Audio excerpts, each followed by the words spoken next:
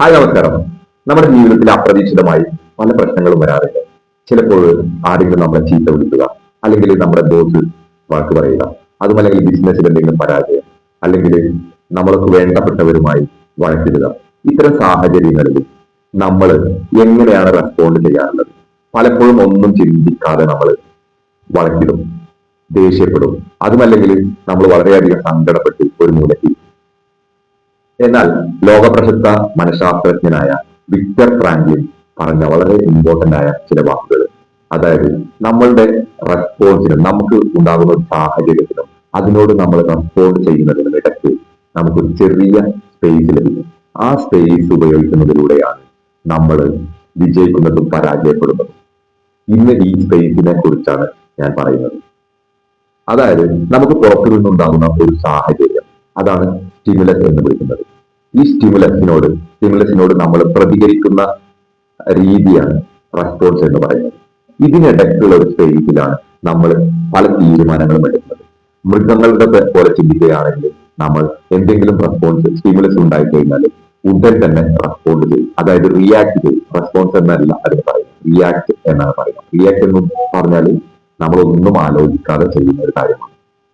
എന്നാൽ റെസ്പോൺസ് എന്ന് പറഞ്ഞാൽ നമ്മൾ ചിന്തിച്ച് വേണോ വേണ്ടയോ എന്ന് ചിന്തിച്ച് തീരുമാനിക്കുന്നതാണ്. നമുക്ക് ദൈവം നൽകിയിട്ടുള്ള ഏറ്റവും വലിയൊരു കഴിവാണ് ചിന്താശേഷി എന്ന് പറയുന്നത്. നമ്മൾ ഏത് സാഹചര്യത്തിലായാലും ആ സാഹചര്യത്തെ മാറ്റാനുള്ള കഴിവ് നമുക്കില്ല. എന്നാൽ ആ സാഹചര്യത്തോട് നാം എങ്ങനെ റെസ്പോണ്ട് ചെയ്യണം എന്ന് തീരുമാനിക്കാനുള്ള 100% കഴിവും സ്വാതന്ത്ര്യവും ഉത്തരവാദിത്വവും നമ്മുടേത് മാത്രമാണ്. അതുകൊണ്ട് നമ്മൾ ഇങ്ങനെ ഒരു പ്രശ്നം ഉണ്ടാകുന്ന സമയത്ത് ഏത് പ്രശ്നങ്ങൾ നമ്മൾ ഉണ്ടായാലും, ഉദാഹരണത്തിന് നമ്മളെ മുതലാളി ചീത്ത വിളിച്ചു, അപ്പോൾ നമ്മൾ തിരിച്ചു വഴക്കിടാതെ അല്ലെങ്കിൽ സങ്കടപ്പെട്ട് അന്നത്തെ ദിവസം മുഴുവൻ വേസ്റ്റ് ആക്കാതെ നമുക്ക് ആലോചിക്കാൻ കഴിയുന്നത് എങ്ങനെ ഈ കാര്യം എനിക്ക് ഉപകാരമുള്ളതാണ്, മുതലാളി പറഞ്ഞത് എന്താണ് മിസ്റ്റേക്ക്, എന്റെ മിസ്റ്റേക്ക് എന്താണ്, എനിക്ക് മാറ്റാൻ കഴിയാത്തത് എന്താണ് എന്ന് മനസ്സിലാക്കിക്കൊണ്ട് അതിനനുസരിച്ച് നമുക്ക് തീരുമാനമെടുക്കാം. ഇങ്ങനെ തീരുമാനമെടുക്കുമ്പോൾ നമുക്കുണ്ടാവുന്നത് നമ്മുടെ മാനസിക സമ്മർദ്ദം വളരെയധികം കുറയും.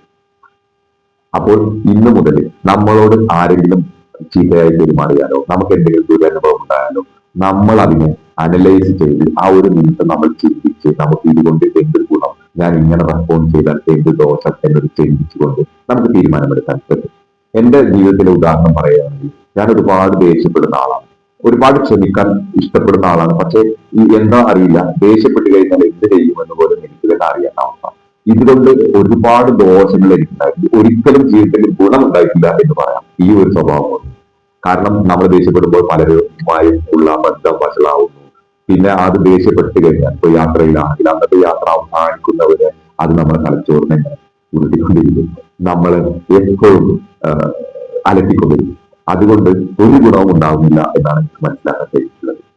അപ്പോൾ നമ്മൾ എന്തെങ്കിലും ഒരു പ്രശ്നം ഉണ്ടാകുമ്പോൾ അതിനെ ശരിയായ രീതിയിൽ അനലൈസ് ചെയ്ത് അപ്പോൾ എടുക്കേണ്ട ശരിയായ തീരുമാനം എടുക്കുക. നമ്മൾ റെസ്പോണ്ട് ചെയ്യുന്ന സമയത്ത് നമുക്ക് സാഹചര്യങ്ങൾ നമ്മൾ നിയന്ത്രിച്ചുകൊണ്ടാണ് റെസ്പോണ്ട് ചെയ്യുന്നത്. എന്നാൽ റിയാക്ട് ചെയ്യുകയാണെങ്കിൽ, നമുക്ക് ഉണ്ടായ ഉടൻ തന്നെ നമ്മൾ റിയാക്ട് ചെയ്യുകയാണെങ്കിൽ ആ സാഹചര്യമാണ് നമ്മൾ നിയന്ത്രിക്കുന്നത്. അത് അപ്പോൾ നമുക്കുണ്ടാവുന്നത് നമുക്കുള്ളിൽ ഒരു ഒരു എന്താ പറയാ ദേഷ്യവും സ്വയം തന്നോട് തന്നെ ഒരു പുച്ഛവും മറ്റുള്ള കാര്യങ്ങളൊക്കെ ഉണ്ടാവും. അതിന് പകരം നമ്മൾ സ്വയം നമ്മുടെ സാഹചര്യങ്ങൾ അനുസരിച്ച് നമ്മുടെ സാഹചര്യങ്ങളെ നിയന്ത്രിക്കുന്ന അവസ്ഥ കൊണ്ടുവരുന്നത് നമ്മൾ എപ്പോഴും മാനസികമായി നല്ല ഒരു സന്തോഷത്തിലായിരിക്കും, ഉന്മേഷത്തിലുമായിരിക്കും. അതുകൊണ്ട് ഇനി മുതൽ എല്ലാവരും നമുക്കുണ്ടാവുന്ന ഏത് സാഹചര്യം വന്നാലും, എത്ര മോശമുള്ള സാഹചര്യമായാലും ഉടൻ തന്നെ പ്രതികരിക്കാതെ കുറച്ച് ആലോചിച്ച് അതിനെ ഒന്നുകൂടി നേരെ കാണാൻ ശ്രമിക്കുക. ഒന്നുകൂടി കണ്ണു തുറന്ന് ഒന്നുകൂടി ആലോചിച്ച് ഇത് എങ്ങനെ ഉണ്ടായി, ഇത് ആരുടെ മിസ്റ്റേക്കാണ്, ഇതിൽ എന്തെങ്കിലും പ്രശ്നങ്ങളുണ്ടോ, ഇതൊക്കെ ചിന്തിച്ചുകൊണ്ട് പതുക്കെ ഒരു തീരുമാനമെടുക്കുക. അങ്ങനെ തീരുമാനമെടുക്കുമ്പോൾ നമ്മൾ 100% ശരിയുടെ ഭാഗത്തായിരിക്കാനാണ് സാധ്യത. അതല്ലെങ്കിൽ ശരിയല്ലെങ്കിൽ നമ്മളോട് തന്നെ ശരി ചെയ്ത ഒരു തൃപ്തി നമുക്കുണ്ടാവും. അതുകൊണ്ട് ഈ വീഡിയോ നിങ്ങൾക്കൊക്കെ ഉപകാരപ്പെടും എന്ന് തോന്നുന്നുണ്ടെങ്കിൽ നിങ്ങൾ മറ്റുള്ള ആളുകൾക്ക് കൂടി ഷെയർ ചെയ്യുക. നിങ്ങളുടെ ജീവിതത്തിൽ ഇങ്ങനെയുള്ള അവസരങ്ങളിൽ എങ്ങനെയാണ് പെരുമാറുന്നത് എന്ന് മറ്റുള്ളവർക്ക് കൂടി മനസ്സിലാക്കാൻ വേണ്ടി ഷെയർ ചെയ്യുക. കൂടുതൽ നല്ല വീഡിയോകളുമായി വീണ്ടും വരാം. നന്ദി.